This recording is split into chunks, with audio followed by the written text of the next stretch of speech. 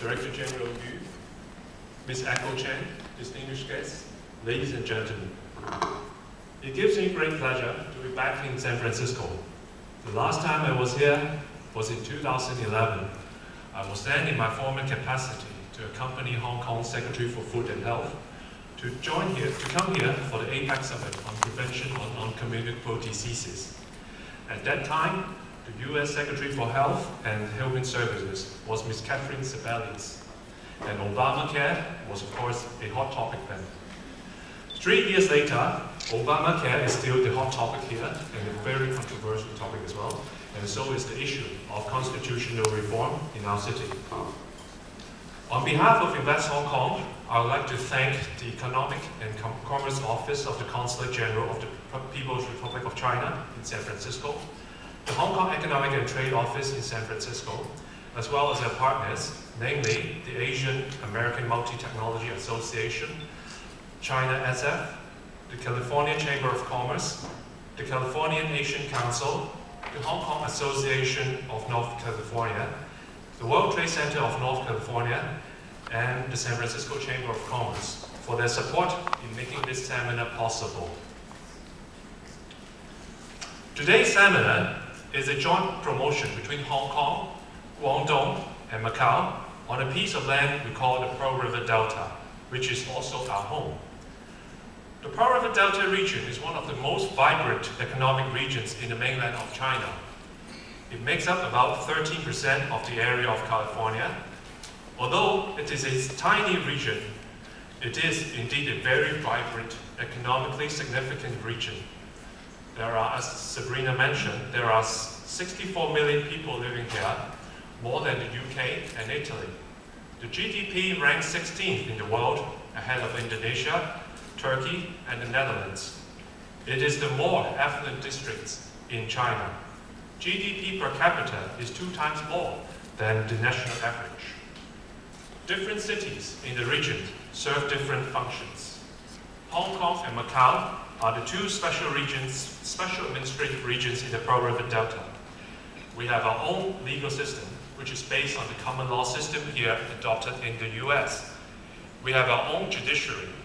It is a place where the government constantly faces challenges in courts, and the plaintiff may actually have a chance to win if they have good reasons. I believe most of our guests here today know our city pretty well and may have visited us a couple of times before in the past. My job here is to give an update on the latest development. In its 2014 Economic Freedom of the World report, published by the Fraser Institute, we have been ranked again as the freest economy in the world.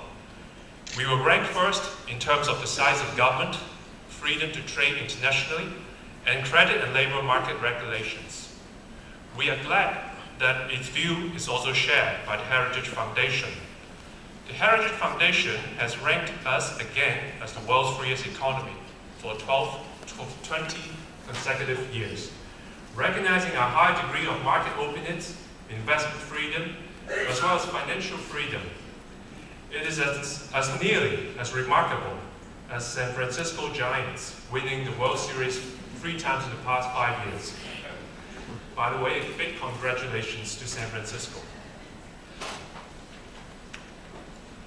There are, of course, other areas that we need to further sharpen up in order to retain this title.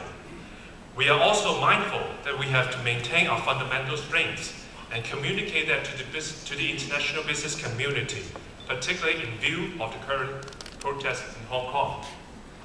The current protest centers on the election of our chief executive in 2017.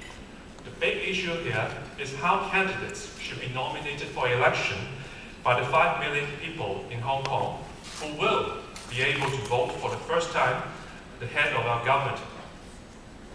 The basic law, our mini constitution, has set up a framework for the election, and it has been confirmed by the Standing Committee of the National People's Congress. But the protesters have a different view. As a civil servant, I shouldn't comment anymore, but I do want to point out that the government is doing our best to bridge the divide. We are working hard to create a consensus based on the basic law.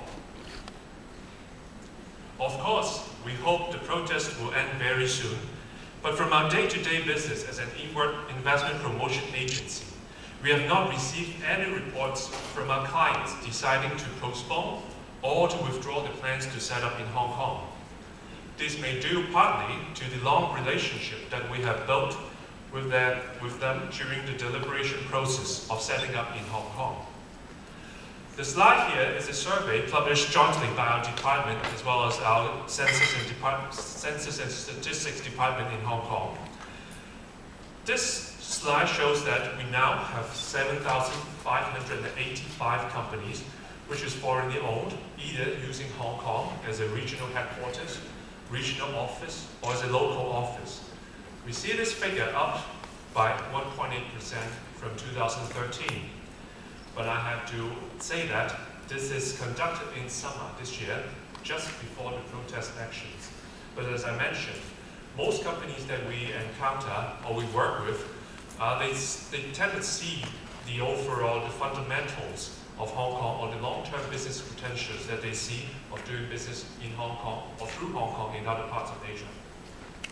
My major responsibility indeed is the mainland and Taiwan market. In view of the going global policy adopted by the mainland government to encourage mainland companies to go overseas, to go abroad, we see an increasing number of mainland companies in Hong Kong.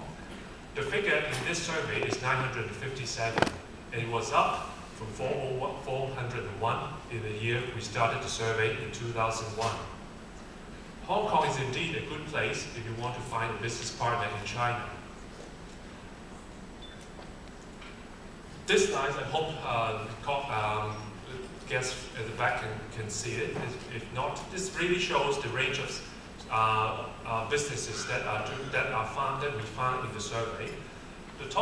The businesses topping the list is import and export, and of course wholesale activities. The second one is professional business and education services. We are seeing more and more legal services, accounting firms using Hong Kong, or mainland companies, mainland accounting firms to come to Hong Kong to serve their clients. The third is financing and banking. And we note also an increasing trend of ICT companies setting up in Hong Kong. In our survey, we also asked our companies the factors that they consider important when making the decision to go to Hong Kong. Topping the list is, of course, the simple tax system and low tax rate. The second is free flow of information. Third is the corrupt-free government. Fourth is geographical location.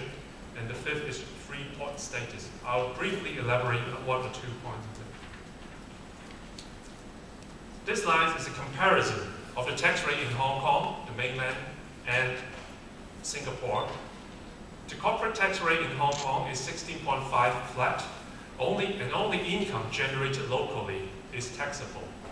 Hong Kong's tax code is about this thick. There is no VAT, no GST, no capital gains tax in Hong Kong.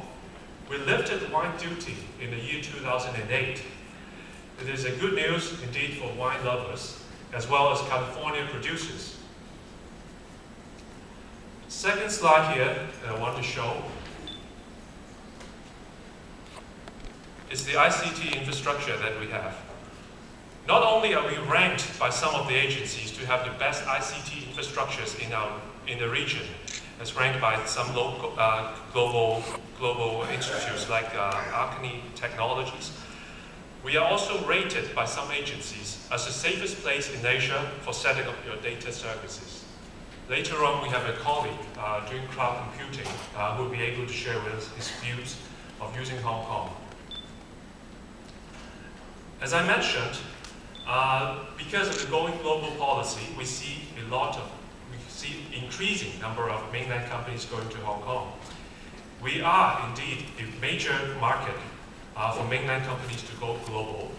Our stock exchange right now says we have 857 mainland companies listed in our exchange. And the total capitalization is 59% of our stock exchange, which is about $2 trillion US. We see the going global, we see not only mainland companies using Hong Kong as a race to raise capital, it is also using Hong Kong to channel the investment outside. So that's why this slide shows we are doing pretty well in terms of foreign direct investment. US, of course, rated in 2014 by the UN agency as the #1 for both FDI inflows and outflows. But Hong Kong is doing not too bad. We are rated the 4th in the world in terms of FDI inflows in 2014 and 5th in the world in terms of FDI outflow. We understand that many US companies, or mainland companies, are indeed using Hong Kong's headquarters to channel the capital from the mainland and later on through Hong Kong to invest abroad. So that's the reason that we are doing pretty well in terms of these figures. Another initiative that I want to share with you is about startup. Hong Kong, as many of you know, is a place made up of small and medium enterprises. But now we are seeing a more encouraging trend of having startups in Hong Kong. We are home to about 600 to 800 startups in Hong Kong. Initially, these startups used to have their offices in our government-supported incubators, such as the Cyberport and the Science Park, to take advantage of the funding and the incubation programs. Most of the startups here, the entrepreneurs are in their early 30s and non-locals. The business sectors include B2B, hardware and software, consumer internet, like B2C apps and e-retailing. We are seeing more financial technology companies and environmental and green technology companies in Hong Kong.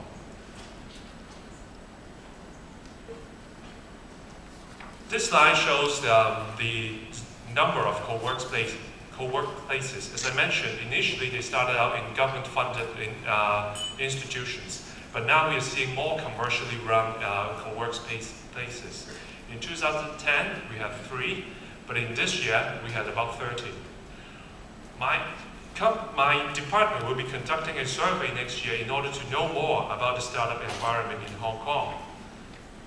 Last but not the least, I wanted to use 2 minutes of your time to do a little bit of advertisement about my agency. Invest Hong Kong is a government department set up to encourage or to assist overseas and mainland companies who are interested in opening up shops in Hong Kong.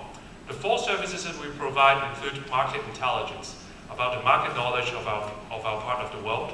Secondly, we also provide referral services to service providers and possible business partners. And thirdly, because we are part of the government, we also assist overseas companies who need to liaise with different government departments of Hong Kong in terms of license applications or visa applications. And fourthly, we also help them to do some marketing and networking opportunities. We provide some networking events and marketing activities for them as well. Lawrence Tang is our colleague based in San Francisco, and his team provides service for Sabrina's office for the west coast of USA. And we look forward to exchanging with you at the networking session. And I thank you very much for your attention. Thank you.